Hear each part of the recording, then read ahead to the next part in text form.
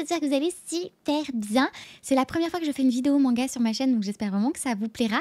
Si vous me découvrez sur cette vidéo et que ça vous plaît, n'hésitez pas à vous follow et n'hésitez pas aussi bien sûr à lâcher un petit pouce en l'air et un petit commentaire. On va commencer direct, donc aujourd'hui, qu'est-ce que je vais vous parler? Aujourd'hui, je vais vous parler de mes 10 séries de manga préférées. Ça a été super dur de n'en trouver que 10 parce qu'autant il y a des séries où je sais par exemple la première qui est Détective Conan, où j'ai aucun doute, vraiment c'est ma préférée, il n'y a pas de souci, elle est en haut du podium. Autant il y a d'autres séries, c'est difficile de les départager parce qu'il y a quand même beaucoup de séries que j'aime bien. Mais donc on va commencer direct avec Détective Conan. Je pense que la plupart des gens vous connaissez, il y a eu beaucoup d'épisodes qui sont passés à la télé. Du coup vous avez sûrement vu les épisodes. Le manga compte actuellement 101 tomes, donc c'est énorme, hein. 101 tomes, hein. Il y a 3 chiffres, hein. Vous vous rendez compte quand même, hein. Bref, du coup c'est vraiment une série trop sympa. Les dessins sont très jolis, hein. Vous verrez pas forcément très bien, mais les dessins sont très beaux. Donc en fait c'est une histoire policière, donc il y a des crimes régulièrement, des enlèvements, etc. C'est très intéressant, les personnages sont très drôles, il y a de l'humour, il y a vraiment plein de choses à la fois, du suspense et tout. Il y a 2 histoires d'amour en fond, mais c'est pas du tout ce qui est mis en avant. Et ce que j'adore dans cette série, c'est vraiment ce côté très mimique qu'il y a entre les personnages, très drôle en même temps et très prenant parce qu'il y a vraiment plein de choses.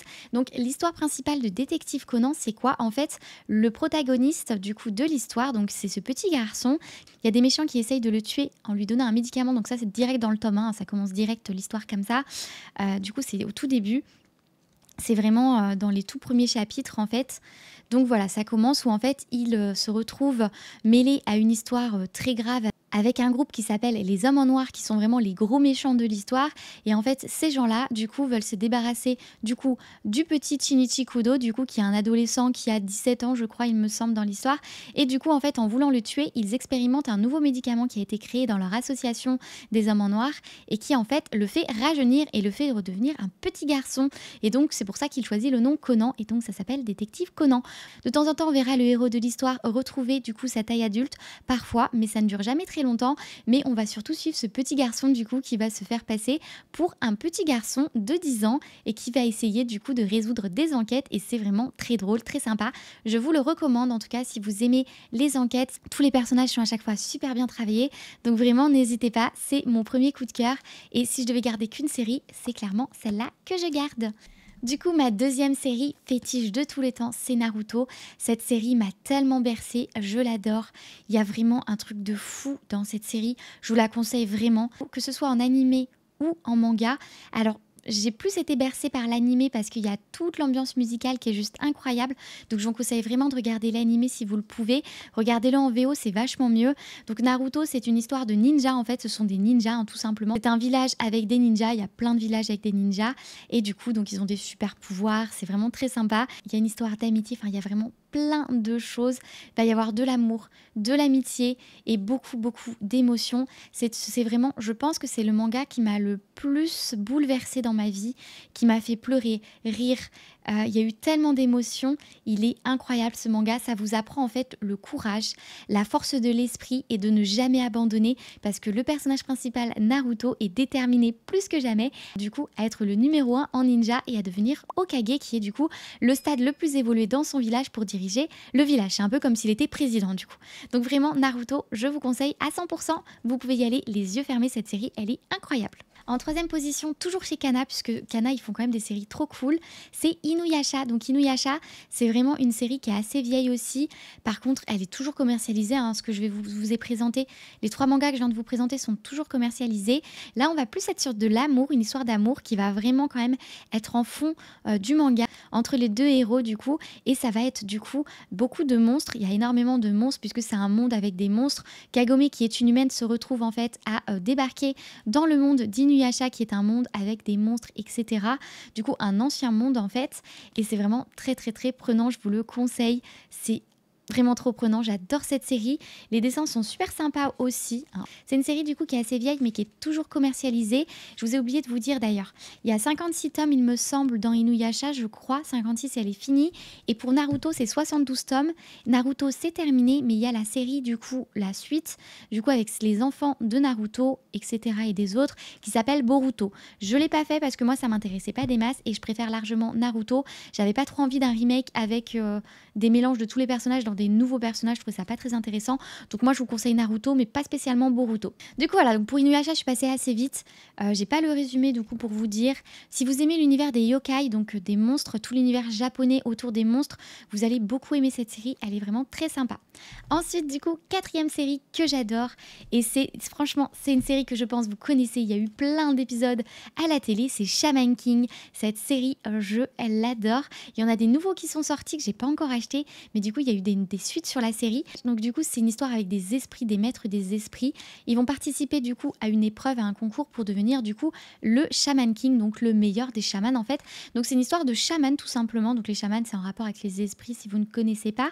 Les dessins sont très sympas et surtout ce que j'adore dans cette série, c'est l'humour. Il y a énormément d'humour, il y a vraiment beaucoup d'humour. Au niveau des dessins, je ne sais pas si vous pourrez voir, mais les dessins sont très drôles. Donc il y a aussi des épisodes, vous pouvez très bien regarder l'animé si vous ne voulez pas acheter les mangas. Vous pouvez les retrouver d'occasion, pas très cher, les Shaman King je pense, parce qu'ils sont sortis il y a assez longtemps. Je les avais trouvés d'occasion dans une boutique de manga à Paris, c'était 2,50 € le tome, donc c'était super intéressant. Il y a 32 tomes et donc il y a d'autres séries qui sont sorties après. Donc voilà, vraiment je vous conseille Shaman King, c'est vraiment très sympa, les personnages sont trop cool, il y a vraiment beaucoup d'humour. Donc vraiment n'hésitez pas, avec son ami qui est tout petit, c'est trop drôle, tout petit en taille. Vraiment Shaman King, gros coup de cœur pour moi, donc je vous la recommande. Donc ça c'est encore un shonen, donc pas d'histoire d'amour, c'est vraiment orienté sur un shonen et c'est très drôle, je vous le recommande. Ensuite, cinquième manga que je vous recommande. Alors le cinquième manga que je vais vous recommander, ça va être Cardcaptor Sakura. Donc ça c'est la deuxième série qu'il y a eu. Il y a eu une première série avec tout le début de l'histoire et ça c'est la suite du coup. Donc vraiment ça c'est une série que je vous recommande. Qui ne connaît pas Cardcaptor Sakura? Du coup c'est Sakura chasseuse de cartes. Si vous avez vu les épisodes en français, les dessins sont magnifiques. C'est une série Clamp. Donc voilà, Clamp si vous connaissez pas, ils ont fait plein de mangas incroyables. Chobits, il y a eu Tsubasa Chronicle. Enfin il y a vraiment plein de séries super belles de Clamp. J'en oublie plein, mais il y en a eu plein. Donc vraiment, les dessins sont très beaux. Si vous aimez l'univers rose, l'univers un petit peu aussi assez mignon, parce que Cardcaptor Sakura, c'est une série qui est plutôt mignonne. C'est vraiment très chou. Il y a son petit serviteur qui est une sorte de petite souris lion. Enfin, je sais pas, c'est trop mignon. Du coup, vraiment, c'est une série que je vous recommande. Les dessins sont très beaux, les tenues sont trop belles et l'ambiance est trop bien. Je vous recommande aussi énormément, du coup, l'anime avec des musiques trop belles. Donc voilà, n'hésitez vraiment pas à craquer pour ce petit manga, le Cardcaptor Sakura. Du coup, ça, c'était le cinquième. Pour le sixième manga que je vous conseille, c'est Fruit Basket. Donc pareil, c'est un peu un... En fait, je vous montre un petit peu, pour moi, ce sont des mangas cultes, des histoires cultes qu'il faut que vous connaissiez parce que pour moi, en tout cas, ça m'a énormément bercé et c'est des histoires très intéressantes. Il y a plein d'autres séries cultes que je ne connais pas, que je n'ai pas lues pour diverses raisons, que ce soit les dessins que j'aime pas trop dans One Piece, et je pense que c'est une série qui est très bien, mais les dessins m'ont toujours arrêté, les personnages sont trop grands, j'aime pas trop. Du coup, voilà, ils ont des jambes énormes, enfin je sais pas, j'aime pas du tout. Ils ont des jambes immenses et je les trouve bizarres les dessins, donc j'ai jamais trop accroché, je les ai jamais lus, et il y a beaucoup de tomes, mais voilà, je sais qu'il y a plein d'autres séries qui sont super. Moi, je vous parle des séries que moi je connais, que moi j'ai lues, mais il y en a plein d'autres. Du coup, donc sixième série, Fruit Basket. Fruit Basket, c'est quoi? En fait, c'est une histoire sur les signes du zodiaque, tout simplement. On a l'héroïne de l'histoire du coup qui est devenue orpheline à la suite de la perte de sa maman. Elle est extrêmement travailleuse et généreuse et extrêmement lumineuse. C'est un personnage qui est joyeux, qui est incroyable. Du coup, en fait, elle va réussir avec sa joie et sa détermination. En fait, elle va faire changer autour d'elle tous les gens qui vont la côtoyer, donc les 12 signes du zodiaque, du coup qui se transforment au contact des humains. Les 12 signes du zodiaque vont se retransformer respectivement en leurs signes. Nous avons par exemple Yuki, du coup l'un des personnages qu'elle rencontre au tout début, qui lui se transforme en souris. Il y a aussi une grande histoire d'amour dans ce manga. C'est vraiment un manga que je vous conseille si vous aimez les histoires d'amour, les mangas qui sont drôles. Alors les dessins sont loin d'être incroyables, ce ne sont pas des dessins magnifiques, mais ils sont sympas quand même, ça se lit très bien. Donc voilà, c'est très prenant et vraiment l'héroïne est très sympa et c'est vraiment très drôle. Donc Fruit Basket, gros coup de cœur pour moi. C'est une série que j'ai malheureusement pas terminée parce qu'en fait je les avais lues chez une amie et du coup j'ai pas acheté la suite parce que je la connaissais déjà, et malheureusement aujourd'hui je ne pourrais pas les racheter de ce format-là puisque ce format-là a été discontinué. Donc voilà, ça c'est vraiment dommage. Bref, du coup c'était la sixième série, on va passer à la septième. La septième série que je vous conseille, c'est un shonen et c'est Witch Hunter. Je trouve que ce shonen n'est pas du tout assez connu alors qu'il est génialissime. Il n'est pas encore fini, c'est une série qui est en cours depuis plusieurs années maintenant. Actuellement, il y a 23 tomes. Donc, comme vous aurez pu le voir dans le titre, donc ça s'appelle Witch Hunter. Donc, Witch Hunter, c'est quoi? Ce sont des chasseurs de sorcières, en fait, tout simplement.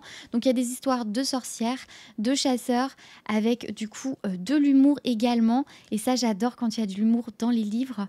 Et c'est vraiment très prenant. Les dessins sont très, très beaux. Je vais essayer de vous trouver une page où on voit bien les dessins pour vous montrer. Voilà. Ici, on pourra voir un petit peu. Les dessins sont vraiment très très beaux. On a vraiment un design magnifique. C'est très très beau. L'histoire est très sympa. Donc, j'ai lu tous les tomes qui sont sortis actuellement. J'attends avec impatience la suite de l'histoire parce que du coup, là, il y a plein de trucs qui sont passés qui sont super tristes. Ce manga m'a énormément ému, fait pleurer. Je suis passée par plein de sentiments différents. Je vous le conseille. Il est vraiment très très bien. Donc, c'est une collection Kaion. Du coup, en général, Kaion, ils ont toujours des dessins magnifiques. Et vraiment, je vous le conseille. Regardez-moi cette couverture comme elle est trop belle. Ils sont trop bien. C'est vraiment un manga, un shonen qui je trouve est sous-coté. On n'en parle pas assez alors qu'il est super prenant et vraiment super bien. Je sais pas s'il y a un animé sur ce manga. C'est peut-être aussi pour ça qu'il est sous-coté. Il n'y a peut-être pas d'animé. Je n'en sais rien. Donc n'hésitez pas. Je vous mettrai tous les liens des mangas en barre d'infos pour que vous puissiez aller lire les résumés et si vous voulez les acheter.